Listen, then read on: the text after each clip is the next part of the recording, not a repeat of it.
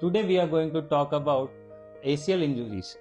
What is ACL injury? ACL is one of the most important ligament present inside the knee joint. If you can see carefully, so there is a ligament in this area. This is a ACL ligament.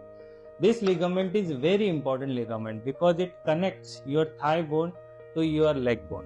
So if there is an injury in between, this thigh bone moves separately from the leg bone, and therefore patient will experience instability. That means patient will not feel the will not get the confidence of the knee joint, especially when patient is running or playing, like which involves pivoting or cutting activities like football or any contact sports. Therefore, whenever patient gets this injury, patient will experience such kind of symptoms.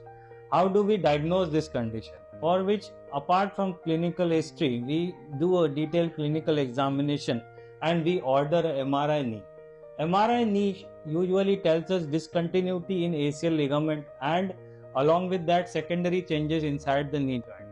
There might be meniscal tear associated with it. There might be other ligament like PCL or MCL ligament injuries are commonly associated with ACL injury.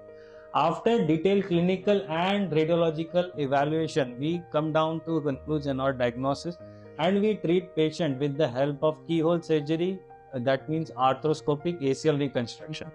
During the procedure, we use a small tiny hole inside the knee joint through which we insert the camera inside knee joint, and there is another tiny hole through which we insert the instrument.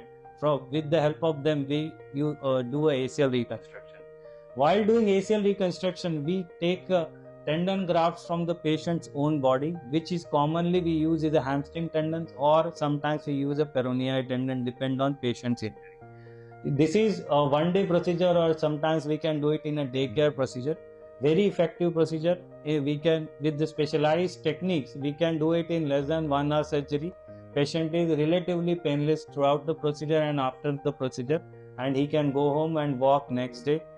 Usually we are advised to do physiotherapy for 2 to 3 weeks post surgery, and patient will be back to normal at the end of 3 to 4 weeks. He will be able to run by the end of 6 months and play football after that.